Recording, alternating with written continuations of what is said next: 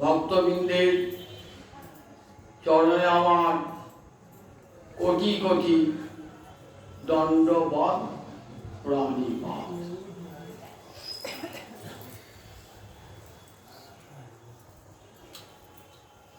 মহাপ্রভু প্রয়াগে দশাশ্বমেধ ঘাটে সনাতন গোস্বামীপাদের ভ্রাতা রূপ গোস্বামীপাদকে ভক্তির সিদ্ধান্ত শিক্ষা দিতে বললেন। ব্রহ্মাণ্ড ভবিতে ভবিতে কোন ভাগ্যবান গুরু কৃষ্ণ প্রসাদে পায় ভক্তিলতা বীজ। ব্রহ্মাণ্ড ভূমিতে ভূমিতে ৮৪ লক্ষ জনই ঘুরতে ঘুরতে কোন এক জন্মে সৌভাগ্য দেখা দিল। তখন কৃষ্ণ কৃপা বর্ষিত হল এবং গুরু কৃপার দ্বারে সেই কৃষ্ণ কৃপা জীবের উপর বর্ষিত হল। গুরুদেব কৃপা করে কর্মে মহামন্ত্র দিয়ে দীক্ষা দান করে ভক্তিলতা বীজ রোপণ করে দিলেন আমার এই হৃদয় ভূমিতে। ভাগ্যবান জীব, জীবের একটা বেশ দিলেন ভাগ্যবান জীব। সব জীবের কপালে কিন্তু জুটবে না। ব্রহ্মাণ্ড ভূমিতে ভূমিতে কোন ভাগ্যবান জীব গুরু কৃষ্ণ প্রসাদে পায় ভক্তি লতা বীজ। যে বীজটি রোপণ করিলেন সেখান থেকে ভক্তি লতা হবে। তো জল সিঞ্চন করতে হবে, মাটি দিতে হবে, সার দিতে হবে, তবে তো অঙ্কুরিত লতাটি বৃদ্ধিপ্রাপ্ত হবে। শ্রবণ কীর্তন জলে করয়ে সিঞ্চন। শ্রবণ এবং কীর্তন, কত একটা ভজন দেখেছেন তো, এই যে হরিকথা শুনতে এসেছেন তো, আর কিছু কোনো ভজনায় নাও পারে তারও ক্ষতি নাই। এই যে শ্রবণ করলেন ভজন হরিকথা শ্রবণ এবং কীর্তন নবিধা ভক্তি অঙ্গের দুটি অঙ্গ, শ্রবণ এবং কীর্তন। তাহলে হরিকথা বসে শুনছেন ১ ঘন্টা কৃষ্ণ ভজন হয়ে গেল। বলছেন শ্রবণ কীর্তনটা কেমন? গাছে যেমন জল দিই না, ঠিক তেমনি গুরুদেব কৃপা করে আমার হৃদয় ভূমিতে যে বীজটা পুঁতে দিয়েছেন সেই বীজে জল ঢালছি। শ্রবণ কীর্তন জলে করয়ে সিঞ্চন। কাকে বলছেন? রূপ গোস্বামী বা কে রূপ গোস্বামী? ৬ গোস্বামীর অন্যতম, হুসেন সাহেব অর্থমন্ত্রী। তাকে ভক্তি সিদ্ধান্ত শিক্ষা দিয়ে, এর আগে শুনেছেন কতদিন ধরে সনাতন শিক্ষা। রূপ গোস্বামীকে শিক্ষা দিলেন যে দেখো ভক্তি রস কেমন অপার সমুদ্রের তুল্য, তোমার চাখাইতে তার কহি এক বিন্দু। তুমি একবার চেখে দেখো। চেখে দেখা মানে আমি সবজি রান্না করছেন তো, পাশে একটা লোক বসে আছে, সবজিটা ঠিক মতো মশলা টশলা সব করেছিলেন, ডাকে দিলেন, হাতে একটা তুলে বলেন আমি চেখে রাখছো ঠিক হয়েছিলেন। গৌর হরি বলছেন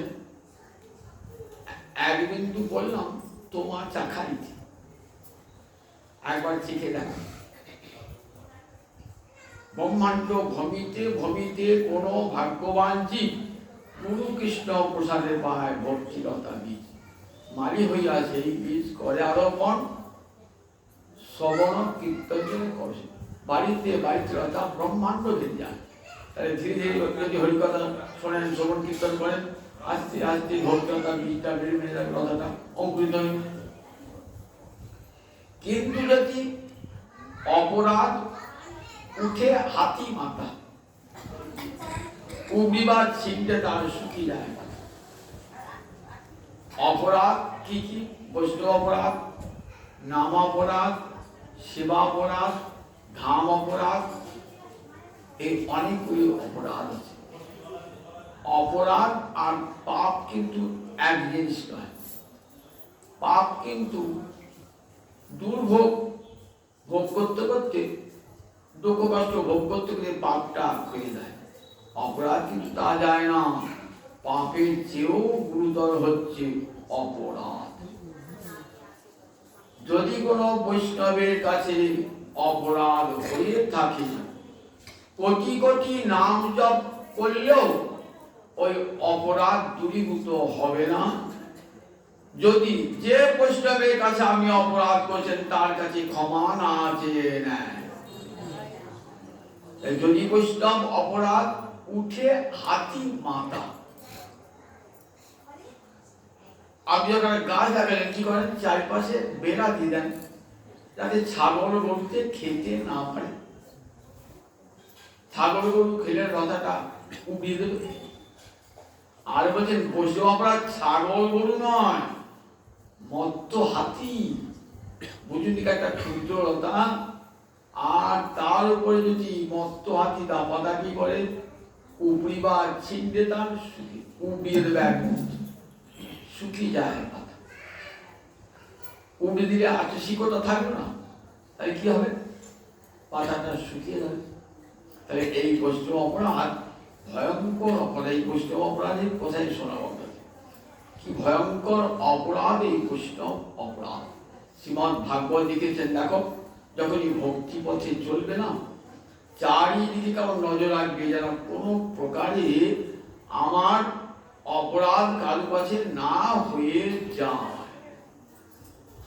লতার চারিদিকে যেমন বেড়া দেন, ঠিক তেমনি আপনাকে বেড়া দিতে হবে যাতে কোনো প্রকারে আমার কোনো প্রকার বৈষ্ণব অপরাধ ঘটে না যায়। বৈষ্ণব অপরাধ মানে বৈষ্ণবকে যদি মনে মনেও অবজ্ঞা করেন তাহলে সেটা একটা অপরাধ। সাক্ষাৎ অবজ্ঞাত অপরাধ বটেই। মনে মনে যদি অপরাধ অবজ্ঞা করেন, তার নিন্দা করেন, তাকে আঘাত করেন, তাহলে সেটা একটা ভয়ঙ্কর বৈষ্ণব অপরাধ হয়ে গেল। এই অপরাধের ফলে দেখবেন আর ভক্তিলতা বৃদ্ধিপ্রাপ্ত হচ্ছে না, শুকিয়ে যাচ্ছে। আমরা শ্রীমদ্ ভাগবতে দেখেছি, ভক্তি এমন একটি বৈষ্ণব অপরাধ এমন একটি বস্তু না, যে যত বড় তপস্যা হন আপনি, মুনি হন আপনি, বেদ পাঠী ব্রাহ্মণ হন আপনি, তথাপি যদি বৈষ্ণব অপরাধ ঘটে যায় তার পতন হয়ে যায়। মহারাজ অম্বরীশ কৃষ্ণ ভক্তিতে ভক্তিমান, একাদশ ইন্দ্রিয় দিয়ে তিনি কৃষ্ণ সেবা করেন। দুর্বাসা ঋষি এসেছেন তো তার কাছে, পরমাদরে নিমন্ত্রণ জানিয়েছেন, নিমন্ত্রণ গ্রহণ করেছেন। কিন্তু তপস্বী জানেন না যে একাদশী পর দিন দ্বাদশী হয়, সেদিন পারণ করতে হয়। পারণ মানে ব্রত ভঙ্গ। মহাপ্রসাদ খেয়ে ব্রত ভঙ্গের নাম হলো পারণ। কয়কার মূর্ধন্য, পালন নয়, পারণ, অর্থাৎ ব্রত ভঙ্গ হয়ে গেল। এবং সেটি কিন্তু নির্দিষ্ট সময়ের মধ্যে করতে হয়। দ্বাদশী অতিক্রান্ত হয়ে গেলে আর নির্দিষ্ট হবে না। যদি নির্দিষ্ট সময় না করেন তাহলে কি হয়? ব্রত বৈগুণ্য হয়ে যায়, অর্থাৎ ব্রতটি আর ফলদান করবে না। এত বড় তপস্যাও তিনি জানেন না। নিমন্ত্রণ স্বীকার করেছেন, কিন্তু নির্দিষ্ট সময়ে না পৌঁছালে রাজা যে ব্রত ভঙ্গ করতে পারছেন না। রাজা ব্রাহ্মণ এবং বিজ্ঞ বৈষ্ণব ভজনশীল বৈষ্ণবের কাছে অনুমতি নেন। আমি তো এখন ধর্ম সংকটে পড়েছি, এখন আমার কর্তব্য কি? বললেন কৃষ্ণের চরণামৃত গ্রহণ করে আপনি ব্রত ভঙ্গ করুন। চরণামৃত পান সেটি ভোজনও বটে অভোজনও বটে, কাজে কোনো অসুবিধা নাই। যখন করেছেন না কৃষ্ণের চরণামৃত নিয়ে যে ভোজন করেছেন না, দুর্বাসা ঋষি জ্ঞানী ছিলেন, তপস্বী ছিলেন, তো তপস্যার পরে জানতে পেরেছেন রাজা আমাকে অতিক্রম করে ব্রত ভঙ্গ করেছে। তাই ক্রুদ্ধ হয়ে আসছেন, ক্রুদ্ধ হয়ে এসে রাজাকে অভিশাপ দিচ্ছেন নিজের জটা ছিল, এবং সেই জটা একটা বিরাট রাক্ষসী মূর্তি ধারণ করেছে। কেমন রাক্ষসী? আগুনের মতো জ্বলতে জ্বলতে যাচ্ছে, এক মুহূর্তে মহারাজ অম্বরীশকে উড়িয়ে দেবে। দেখুন এই বৈষ্ণবের কাছে কেমন অপরাধ হয়ে গেল, আর সেই অপরাধের ফলে দুর্বাসা সব শক্তি হারিয়ে ফেললেন।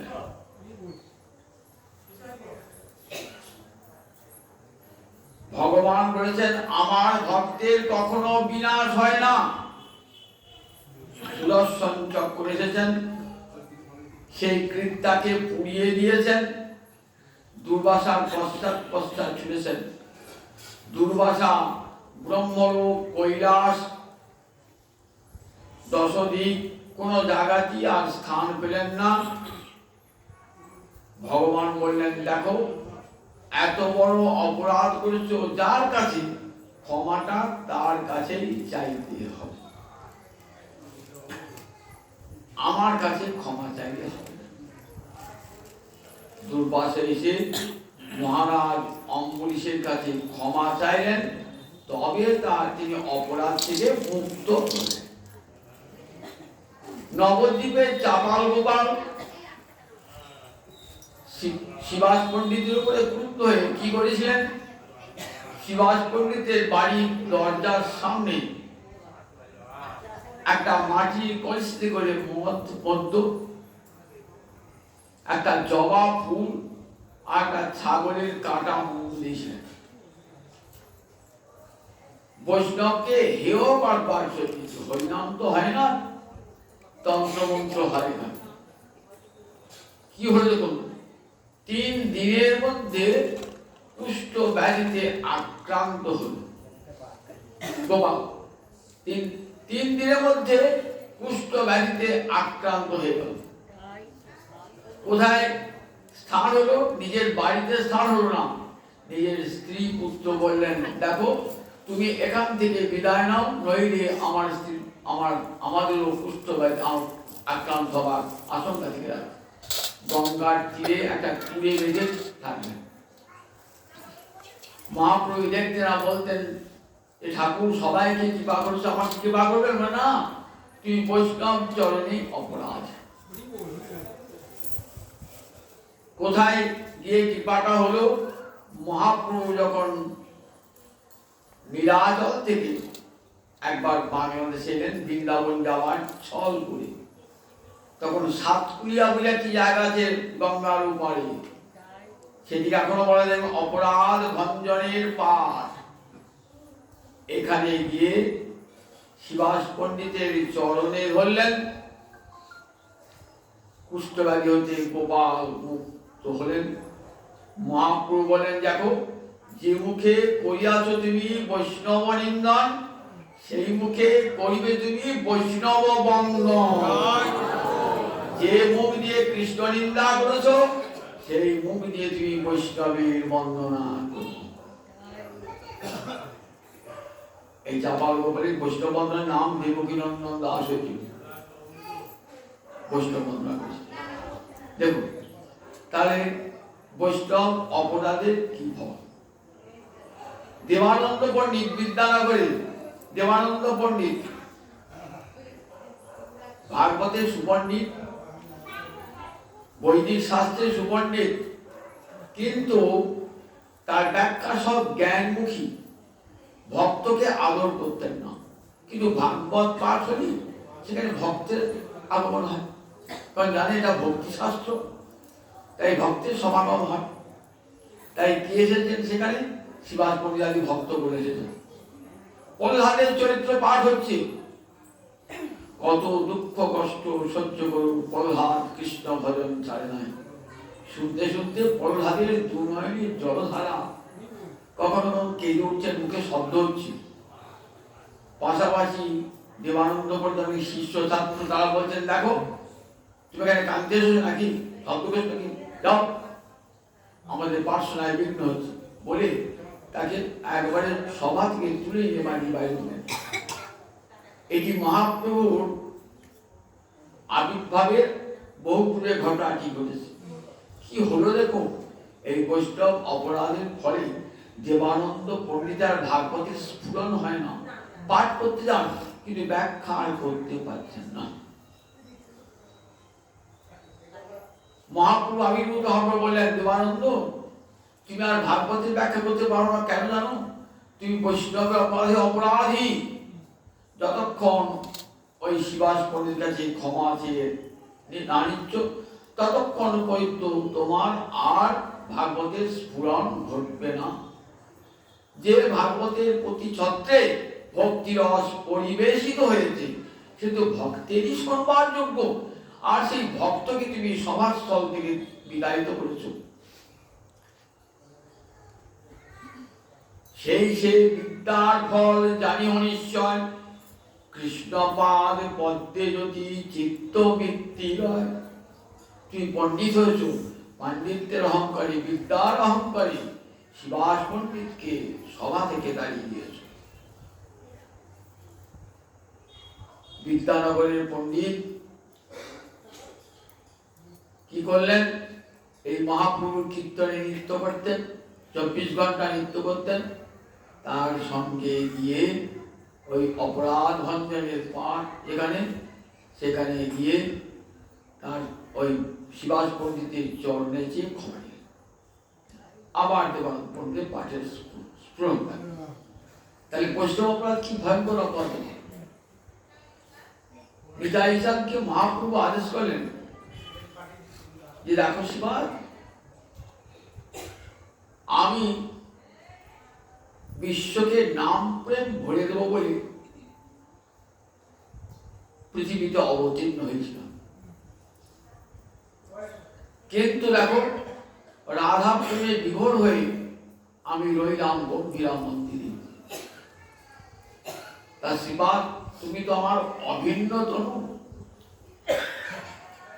তুমি গঙ্গার তীরে তীরে আর দেশের যত গ্রাম সর্বত্র হরে কৃষ্ণ কৃষ্ণ কৃষ্ণ হরে হরে, হরে রাম রাম রাম হরে হরে।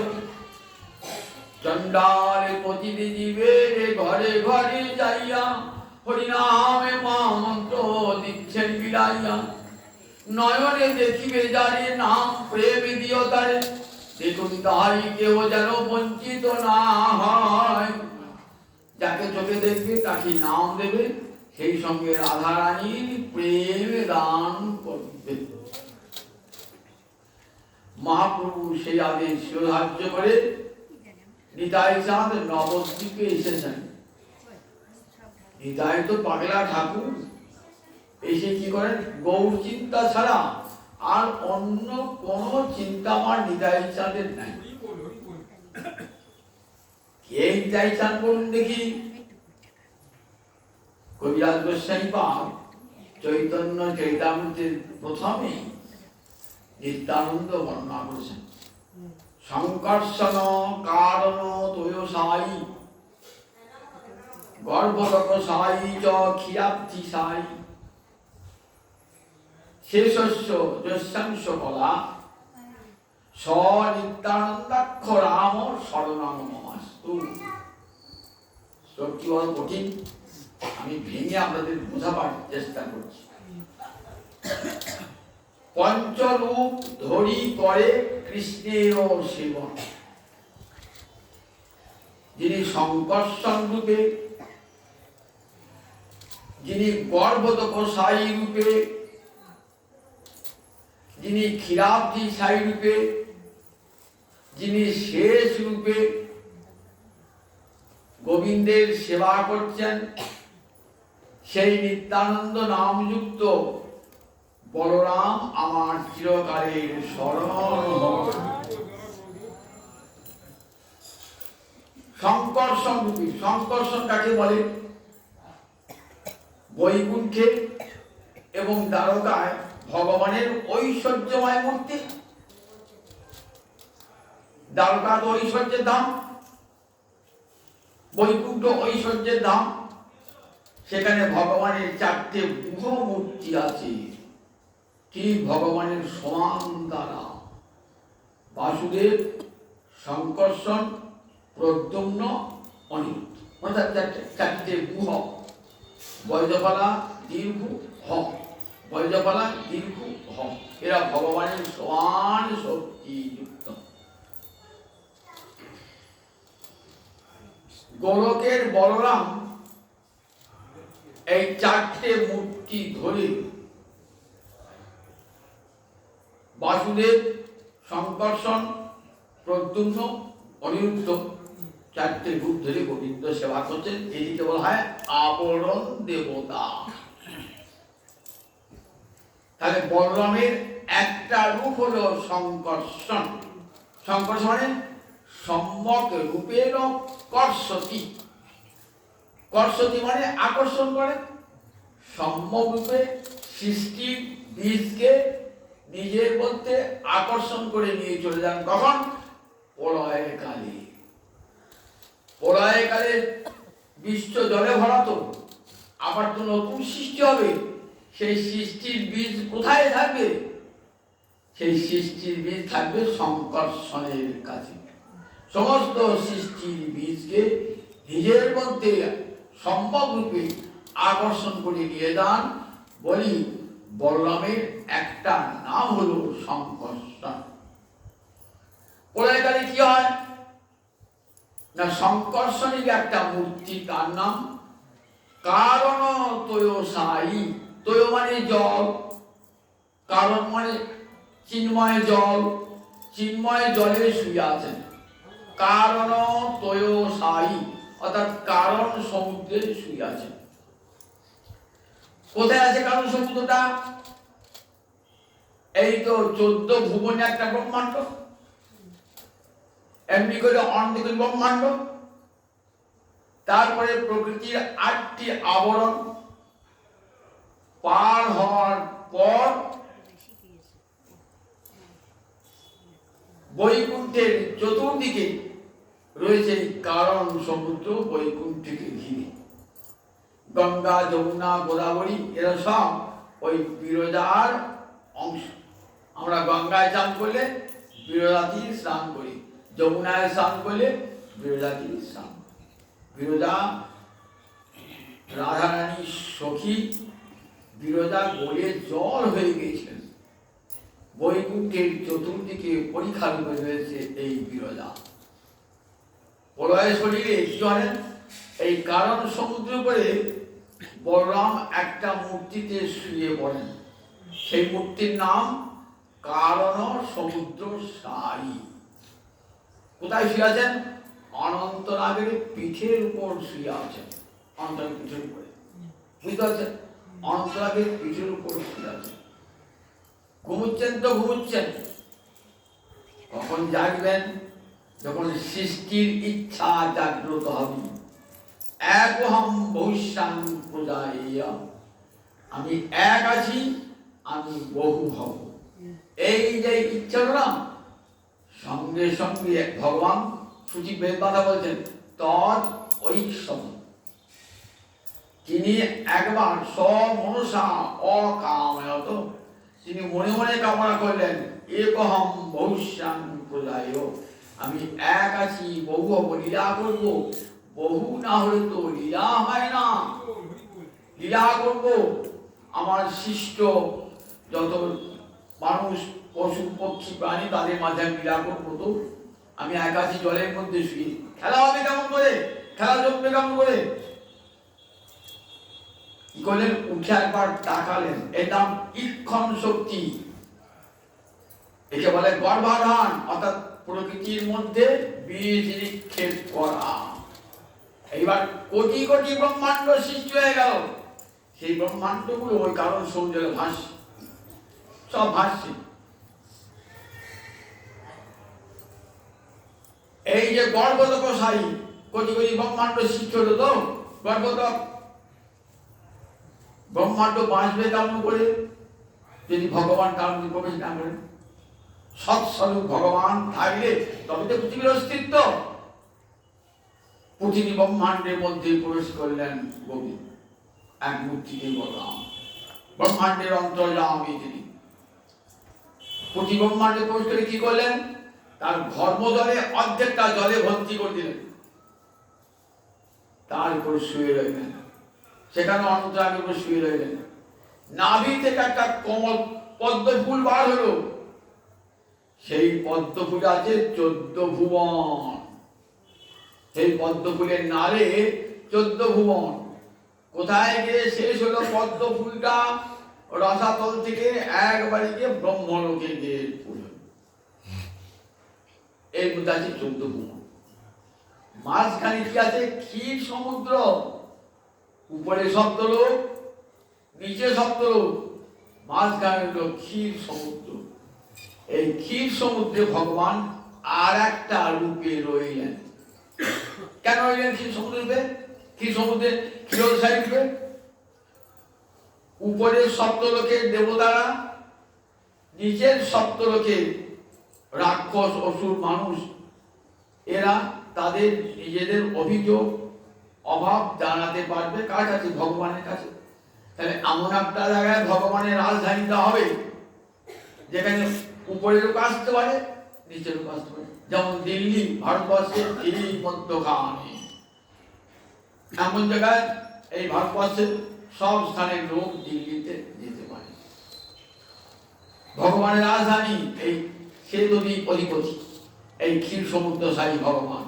তাহলে বলরাম, সংকর্ষণ, কারণ সমুদ্র সাই ভগবান, গর্ভদক সাই ভগবান। এবার ক্ষীর সমুদ্রের মধ্যে ভগবান এক রূপে রইলেন। ক্ষীর সমুদ্র, ক্ষীর সমুদ্রের রূপে ভগবান এক রূপে রইলেন, যেখানে ক্ষীরোদশাই বলা হয়েছে। ভগবান যখনই দেবতারা দুঃখ কষ্ট পেয়েছেন, কাকে জানিয়েছেন? এই ক্ষীর সমুদ্রের অধিপতি ভগবান গিয়ে। দেখুন সর্বতি পুরাণে বর্ণনা আছে, দেবতারা ক্ষীর সমুদ্রের কাছে গিয়ে ভগবানকে স্তব করেছে। এর ক্ষীর সমুদ্র। আর একটা রূপ হলো কি? শেষ শস্য যশাংশ বলা, শেষ নাগ। এই বলরামের আর একটা রূপ হলো অনন্ত নাগ, তাকে শেষ নাগ বলা হয়। শেষ মানে সেবা, যার কাজ হলো ভগবানের সেবা করা। কৃষ্ণের শেষতা পাইয়া শেষ নাম ধরে। গোবিন্দের সেবা ব্যক্তি পেয়েছিল বলে তার নাম শেষ। গোবিন্দ বলে পৃথিবী সৃষ্টরা দাদা, পৃথিবীকে ধরোগা, তুমি তো ধরণী ধরেন্দ্র, ধরণীকে ধরে থাকো। বলেন তোমার সেবা ছেড়ে আমি কোথাও যাব না। বলে পৃথিবীটা ধরবে কে? তোমাকেই ধরতো পৃথিবীটা। বেশ, তাহলে কবে ফিরে আসবো? যেদিন আমার গুণ বলা শেষ হয়ে যাবে সেদিন ফিরে আসবো। বলে তাহলে ভাই এক কাজ করো, আমার একটা মুখে তোমার মুখ বলে তাড়াতাড়ি চলে আসতে হবে না, আমাকে হাজার হাজার মুখ দাও। বলে বেশ, তথাস্তু। সহস্র ফণা, সহস্র ফণায় সহস্র বদন গোবিন্দের গুণ কীর্তন করছে। গোবিন্দের গুণ বর্ণনা করে তার অন্ত খুঁজে পাচ্ছেন না। একটা ফণায় পৃথিবীকে ধরে আছেন, ঠিক যেমন একটা সরিষা ধরে রাখা হয়, ঠিক তেমনি। কত তাড়াতাড়ি ফিরে যাবো? যত গুণ আছে গোবিন্দের বলেই যাচ্ছেন, বলেই যাচ্ছেন, বলেই যাচ্ছেন, বলেই যাচ্ছেন। যশের সিন্ধু না দেয় কুল অধিক অধিক বলে। যত বলছেন না, যশের সমুদ্রে বেড়ে বেড়ে যাচ্ছে, শেষ তো হচ্ছে না, বেড়ে বেড়ে যাচ্ছে। আর কোনোদিন ফিরে আসা হলো না, পৃথিবীকে ধারণ করেছে। এই পঞ্চরূপ ধরি করে কৃষ্ণের সেবন। দেখেছো নিতাই চাঁদ তখন এসেছেন তো এই 5টি রূপ ধারণ করে দিবারাত্র গোবিন্দের সেবা করছেন ধরণী ধরেন্দ্র। এই নিতাই চাঁদ ফিরে এসেছেন মহাপ্রভু আদেশে, মুনি ধর্ম পরিত্যাগ করে তুমি সংসার ধর্ম গ্রহণ করো। লোকে জানবে বৈষ্ণব ধর্মটা বৈরাগীর ধর্ম, সংসারী লোকের ধর্ম নয়। তাই যারা সংসারী লোক তারা কৃষ্ণ মন্ত্রে দীক্ষা গ্রহণ করবে না, তারা বৈষ্ণব ধর্ম আচরণ করবে না।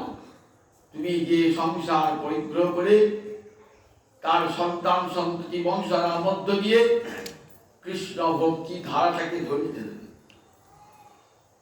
আজ্ঞা পালনই ভক্তের ধর্ম। তো নিতাই চাঁদ ভক্ত স্বরূপ, আসল ভক্ত নিত্যানন্দ, পঞ্চতত্ত্বাত্মকং কৃষ্ণ ভক্ত রূপ স্বল্পকাম।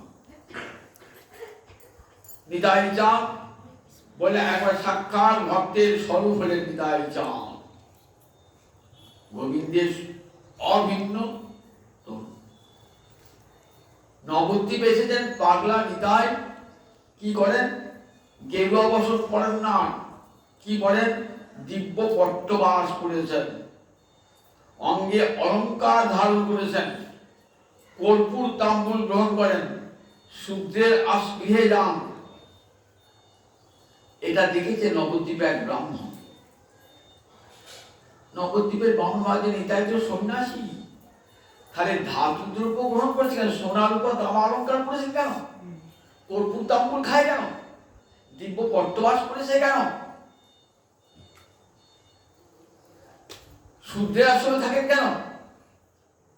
মনে মনে একটা অশ্রদ্ধা জাগ্রত হয়েছে, চলে গেলেন পুরী ধামে। এই ব্রাহ্মণ কিন্তু মহাপুরুষ সঙ্গে একসঙ্গে চতুষ্পাঠীতে পড়েছে। মহাপুরুষ চরণ প্রণাম জানিয়ে বলছেন, প্রভু আমার একটা প্রশ্ন আছে, আমি বলবো বলবো করো, বলতে সাহস হচ্ছে না, বলবো প্রভু। বলছেন বলো। আচ্ছা নিতাই চাঁদ তো সন্ন্যাসী, তাহলে নিতাই গিয়ে কেন দিব্য সন্ন্যাসী পোশাক ছেড়ে দিব্য পট্টবাস করেছেন? কেন ধাতুর অলঙ্কার অঙ্গে দিয়েছেন, সোনা রূপা তামার অলঙ্কার? কেন কর্পূর তাম্বুল খায় অধরে? কেন শূদ্রের গৃহে যায়? প্রভু আমার সন্দেহ বেড়েছে। তখন মহাপ্রভু বলছেন, দেখো তুমি নিত্যানন্দকে চেনো না ব্রাহ্মণ, তোমার যতই বিদ্যা থাক নিত্যানন্দের মহিমা তুমি জানো না। এই যে না জেনে তুমি নিত্যানন্দের অপরাধ ধরলে না, এটা তোমার ভয়ঙ্কর অপরাধ হয়ে গেল, তোমার কোনো অন্তরে কৃষ্ণ ভক্তি স্ফুরণ হবে না। শোনো আমি তোমাকে বলি, একটা ভাগবতের উদাহরণ তুলে দিই। ব্রহ্মার নাতি ছিল মরীচির পুত্র, তারা দেবকীর 6 পুত্র রূপে জন্মগ্রহণ করেছেন, যে 6টি পুত্রকে কংস হত্যা করেছে। এরা কে ছিলেন? এরা ছিলেন ব্রহ্মার পৌত্র। ব্রহ্মার একটি কর্ম দর্শন করে এরা হেসে উপাস করেছেন। এর ফলে ব্রহ্মা তাদেরকে অভিশাপ দিয়েছিলেন, অসুর অসুর কুলে জন্ম হবে এবং অসুরের দায় তোমার নিহত হবে। তারপরে যখন চরণে ধরলেন ব্রহ্মার চরণ ধরলেন, তখন বললেন যে কৃষ্ণের স্তনপানের অবশেষ পান করে তোমাদের মুক্তি হবে। সেই ব্রহ্মার 6টি নাতি দেখেছেন তো, মহৎ অপরাধের ফলে ব্রহ্মার কর্মেতে বিচার করেছেন, যে বিচার করবার ক্ষমতা ব্রহ্মার নাতিদের নাই। তখন তারা কি করলেন? অসুর করে জন্মগ্রহণ করলেন। কোন অসুর করে? হিরণ্যকশিপু যেগুলি জন্মেছে সেইগুলি জন্মগ্রহণ করলেন। জন্মগ্রহণ করে সেখানে আবার অসুরদের দ্বারাই নিহত হলেন। বলেছিলেন দেবকীর গর্ভে জন্মগ্রহণ করে তোমাদের মুক্তি হবে। তখন ওই 6 পুত্র ব্রহ্মার মরীচির 6 পুত্র অসুরকুলে জন্ম করলেন এবং সেখানে অসুরদের দ্বারাই আবার নিহত হলেন, বজ্রাঘাতে নিহত হলেন। নিহত হওয়ার পর তাদেরকে ব্রহ্মা বলেছিলেন, দেখো দেবকীর গর্ভে যখন জন্ম হবে কৃষ্ণের পিতাবশেষ দুগ্ধ পান করে তোমাদের মুক্তি হবে। তারা এসেছিলেন কোথায়? দেবকীর গর্ভে এসেছিলেন। দেখো দেবতার কেমন অধোগতি, অসুর কুলে জন্ম হলো কেন? ব্রহ্মার অপরাধ খুঁজে বার করেছিলেন। এটা তাদের অপরাধ হয়েছিল। দেখো ব্রহ্মার কর্মে, ব্রহ্মা বিষ্ণু শিব এদের কর্মে বিচার করবার ক্ষমতা তোমার নাই, কিন্তু সেই অনধিকার চর্চা করতে গেছেন। তার ফলে ব্রহ্মার চরণে তাদের অপরাধ হয়েছিল। বললেন দেখো ব্রহ্মা বিষ্ণু মহেশ্বর শুধু তাই না, যারা ভজন সাধনের চরম সীমায় উঠেছেন না, তারা কি করেন? সর্বকর্ম দহন সমর্থ। তারা সমস্ত কর্মফল পাপ পুণ্য পুড়িয়ে দিতে পারে। বিশ্বামিত্র, প্রজাপতি, ইন্দ্র, দেখবেন ভাগবতী টিকায় বলা আছে, যখন জিজ্ঞাসা করেছেন কৃষ্ণ কেন পরনারী বিনোদন করলেন, এতে কি কৃষ্ণের দোষ হবে? না না, কৃষ্ণের কেন? যারা কৃষ্ণের চরণে পড়ে রয়েছে যারা, তাদেরই কোনো দোষ হয় না। সর্বকর্ম দহন সমর্থ তারা। দেখো প্রজাপতি, বিশ্বামিত্র, ব্রহ্মা এরা ভজন বলে এমনই উপরে উঠেছেন যে এরা সর্বকর্ম দহন করতে পারেন। তেজসাং ন দোষায় বহ্নে সর্বভুজ যথা। তেজিয়ান ব্যক্তি, তার কোনো দোষ গুণ স্পর্শ করে না তাকে। বহ্নে সর্বভুজ যথা, বহ্নি মানে আগুন, সে মরা পোড়ায়, সে মল পোড়ায়। তাহলে আগুনকে তিনি বলতে পারতেন তুই মরা খাও, তোমার কোনো পবিত্র কাজ আমি নেবো না। কিন্তু অগ্নি পাবক, যে কোনো পুণ্য কর্মে আগুনকে আগে আনতে হবে। আপনি যদি অপবিত্র হন, যদি গঙ্গা না থাকে, তাহলে আগুনকে স্পর্শ করলে আমি পবিত্র হয়ে যান। কোনো থালা বাসন যদি অপবিত্র হয়ে যায়, তাহলে কি করতে হয়? অগ্নি দ্বারা স্পর্শ করলে সে পবিত্র হয়ে যায়। অগ্নি একটা নাম কি? পাবক, মানে পবিত্র করে বলে অগ্নিকে পাবক বলে। উদাহরণ দিলে শুনবে, তেজসাং ন দোষায় বহ্নে সর্বভুজ যথা। কৃষ্ণের তো কোনো দোষ স্পর্শই করে না। যারা কৃষ্ণের চরণে আত্মারাম শিরোমণি, তাদেরই উদাহরণ দিলেন। যেমন দেবরাজ ইন্দ্র, বিশ্বামিত্র, এরা কোনো অপরাধ করলেও এদের কোনো অপরাধ স্পর্শ করে না। এই অপরাধের জন্য তাদের কোনো নরক ভোগ করতে হবে না বা কোনো, কারণ এরা তপস্যার বলে সমস্ত কর্মকে, ফলকে পুড়িয়ে ধ্বংস করে দিয়েছে। উদাহরণ দিলেন, কি উদাহরণ দিলেন? দেখো মহাদেব, তিনি সব করেন। তিনি কালকুর বিষ সমুদ্র মন্থন করে যখন কালকুর বিষ এলো, সেই বিষকে তিনি গ্রহণ করেন। আপনি যদি শিব সাজতে যান তাহলে কি হবে আপনার? বলেন বিনশ্বতী অচিরা, আপনার সঙ্গে সঙ্গে বিনাশ হয়ে যাবে। মহাদেব যা পারতেন আপনি তাই করবেন নাকি?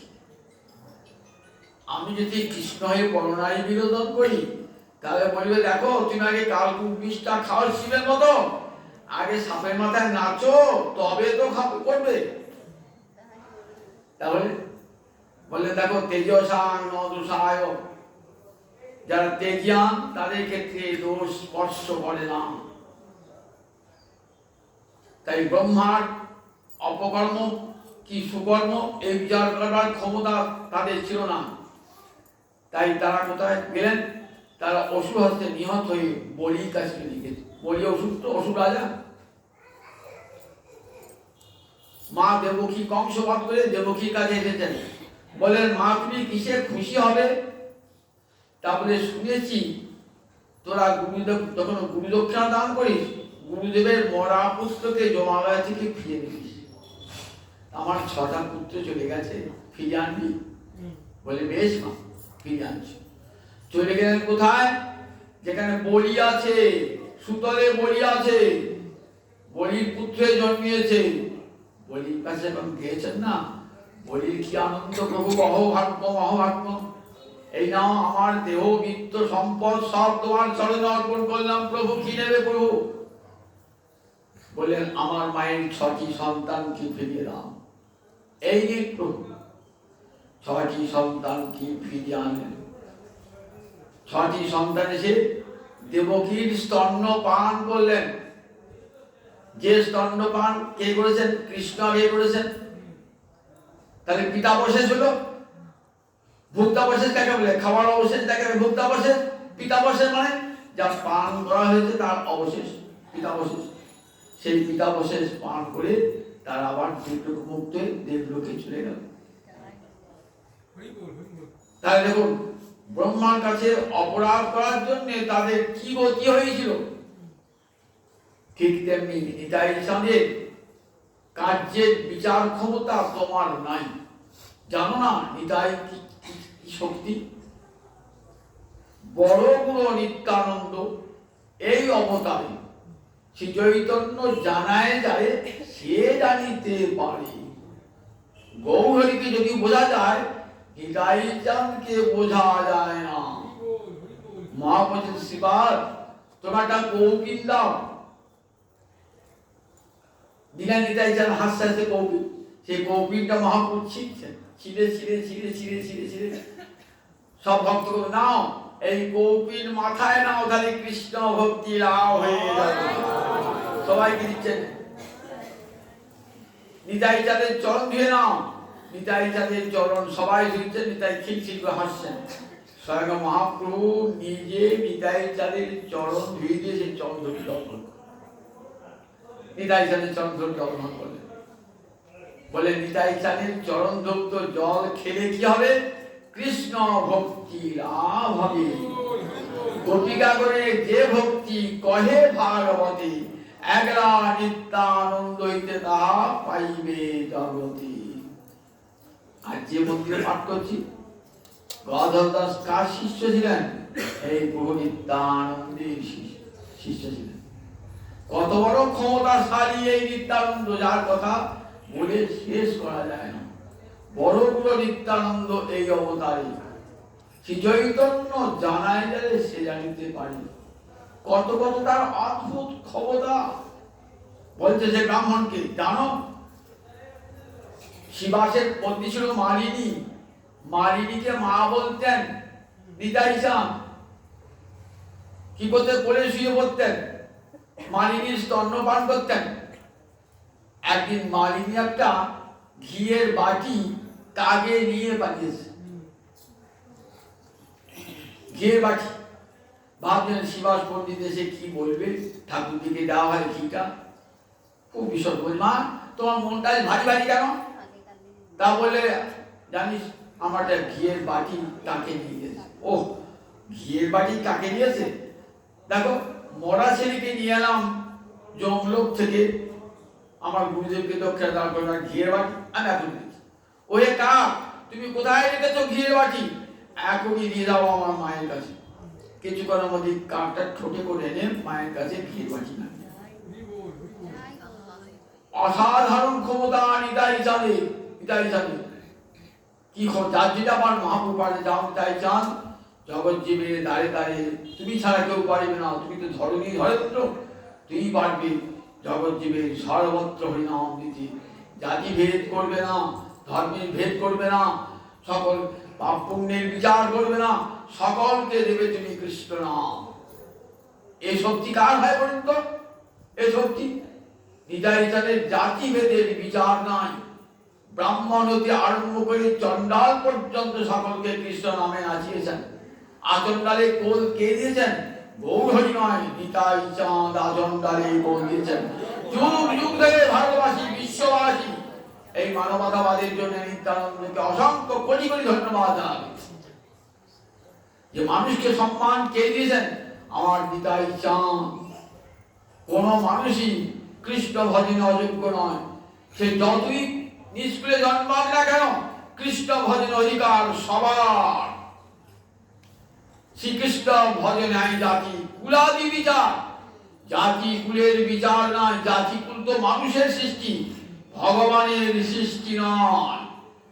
সুতরাং ভগবৎ অধিকার একটা ব্রাহ্মণের ছেলে যেমন আছে, একটা চণ্ডালের ছেলে তেমনি আছে। সমান অধিকার কৃষ্ণ ভজনে। আজ থেকে 550 বছর আগে এই বার্তা জগৎকে কে দিয়েছে আজ সবাই বলতে পারে, কিন্তু প্রথম পথটা করে দিলেন আমার নিতাই চাঁদ। সবার উপরে মানুষ সত্য, তাহার উপরে নয়। এই কথা কে বলেছেন? বৈষ্ণব কবি চণ্ডীদাস তার পথ তৈরি করে গিয়েছেন। জগৎকে শুনেছেন মহামানবতার বাণী। জীবে সম্মান দিবে জানি কৃষ্ণ অধিষ্ঠান, জানবে সব জীবের হৃদয়ে কৃষ্ণ আছেন। কোন জীবকে কখনো নিজ বলে তাকে অবজ্ঞা করে দূরে সরিয়ে দেবে না। প্রতিটি মানুষের মধ্যে ভগবান শ্রীহরি বিরাজমান। মানুষকে অপমান মানেই ভগবানকে অপমান। এই কথা নিতাই সাহেব কি বলতে পারবে? জগৎ জীবের দ্বারে দ্বারে দিয়েছেন হরিনাম। চণ্ডাল প্রতিটি জীবের ঘরে ঘরে গিয়া হরিনামে মহামন্ত্র দিচ্ছেন বিনাইয়া। নিতাই আমার যারে কহে তারে ও কহে দন্তে তিন ধরি। নিতাই আমার যারে ডাকে তারে কহে দন্তে তিন ধরি। আমারে কিনিয়া লয়বার বড় গৌর হরি।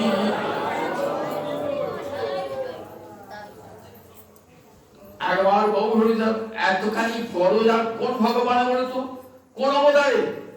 আর কোন অবতারে দেখাতে পারবেন না জীবের হাতে পায়ে ধরে কৃষ্ণ নাম দিচ্ছেন।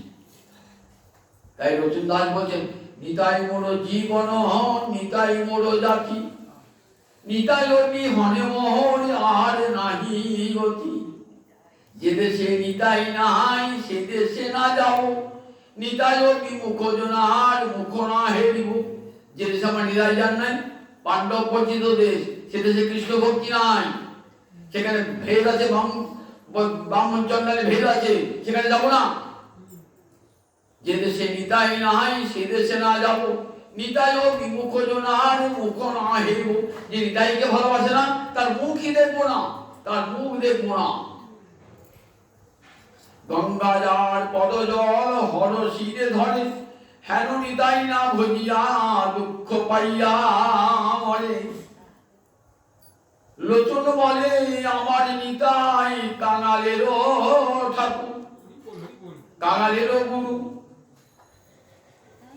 আমার নিতাই চাঁদ কাঙালের গুরু। যখন সকলকে কৃষ্ণ নাম দিয়েছেন, যাকেই দেখেছেন আমার মহাপ্রভু আদেশ প্রতি মুহূর্তে পালন করেছে। তুমি সেই নিতাই চাঁদের কর্মের বিচার করতে এসেছো ব্রাহ্মণ, তোমার ভয়ঙ্কর অপরাধ হয়ে যাবে। এই ভয়ঙ্কর অপরাধে তোমার পতন হয়ে যাবে। তুমি ব্রাহ্মণ বলে জন্মেছ, সেখান থেকে তোমার পতন হয়ে যাবে। নিতাই চাঁদ কিন্নিয়ার যমনী পানি বিষেদ পা সন্ধিকাল। যদি যবনীর পানি গ্রহণ করে, যদি মধ্যালয়ে প্রবেশ করে, তথাপি ব্রহ্মণবন্দন নিত্যানন্দ চরণাম পূজন। তথাপি ব্রহ্মার বন্দনীয় আমার নিতাই চাঁদের চরণ কমল। তথাপি ব্রহ্মণ বন্দন নিত্যানন্দ চরণাম পূজন। নিতাই চাঁদের চরণ কমল ব্রহ্মার বন্দনীয়। যদি যমনীর পানি ধরে, সে যদি মধ্যালয়ে প্রবেশ করে, তাহলেও মদে ভাজ্যে প্রবেশ করে, তথাপি নিত্যানন্দে চরণ ব্রহ্মার বন্দনীয়। যাও ব্রাহ্মণ, তুমি শীঘ্র গিয়ে তার চরণে ক্ষমা চেয়ে নাও, তোমার ভয়ঙ্কর বৈষ্ণব অপরাধ ঘটে গেছে। জানো, যারা গোবিন্দ ভজন করে তাদের মুক্তি হতেও পারে, নাও হতে পারে। সিদ্ধি ভবতী নবায়তি, সংশয় অচ্যুত সেই বিধান। যারা গোবিন্দ সেবা করে তাদের মুক্তি হতেও পারে, না হতে পারে। কিন্তু নিঃসংশয়ে কাদের সিদ্ধি হবে বলেন? অচ্যুত চরণে যারা রত রয়েছে, অচ্যুত চরণ রতাত্মনা, অচ্যুত তদভক্ত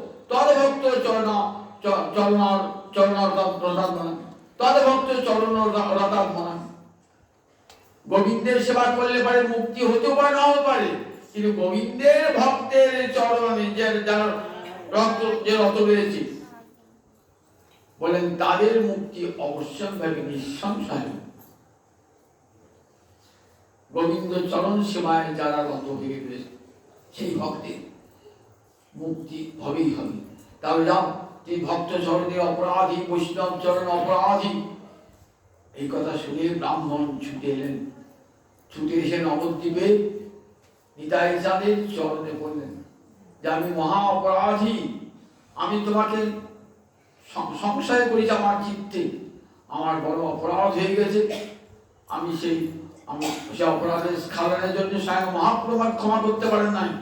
আমি তোমার চরণে শরণাগত হলাম, তুমি আমাকে কৃপা করো প্রভু। সেই ব্রাহ্মণ নিতাই চরণে আত্মসমর্পণ করে বৈষ্ণব অপরাধের হাত থেকে মুক্তি পেলেন। বিশ্ববাসীকে এই নিতাই চাঁদের উপলক্ষ দ্বারে জগৎকে শেখালেন যেরকম ভক্তি অঙ্গ যারা যাজন করেন তারা যেন কখনো বৈষ্ণব অপরাধ করবেন না। সমস্ত বৈষ্ণবের কাছে ব্রাহ্মণ চণ্ডাল আদি কুকুরান্ত করি, দণ্ডবাদ করিবে হে বহুমান্য করি। এই সে বৈষ্ণব ধর্ম, সবার পনতি, সেই সে পাষণ্ডী যার ইতে নাই মতি। এটাই তো বৈষ্ণব ধর্ম, পায়ে পড়ার ধর্ম। অহংকারের কোনো স্থান নাই, গর্বের কোনো স্থান নাই। আমি উচ্চ কুলজাত, আমি পণ্ডিত বিদ্বান বলেন, তাহলে অন্য ধর্ম করুন না। এই ভক্তি ধর্ম, পায়ে পড়ার ধর্ম করতে এসেন না, বৈষ্ণব ধর্ম করতে এসেন না। এখানে সব সময় নত হয়ে থাকতে হবে, তবেই হরিভক্তি মহারানী কৃপা করবেন, নয় করবেন না। বৈষ্ণব ধর্ম আমি পায়ে পড়ার ধর্ম, আনুগত্যের ধর্ম। এই ধর্ম যদি চালু করতে চান তাহলে কি শরীর গোবিন্দের ভক্তের চরণে নিজেকে সমর্পণ করে দিয়ে গোবিন্দ ভজন করুন, অনায়াসী গোবিন্দ চরণের সেবা।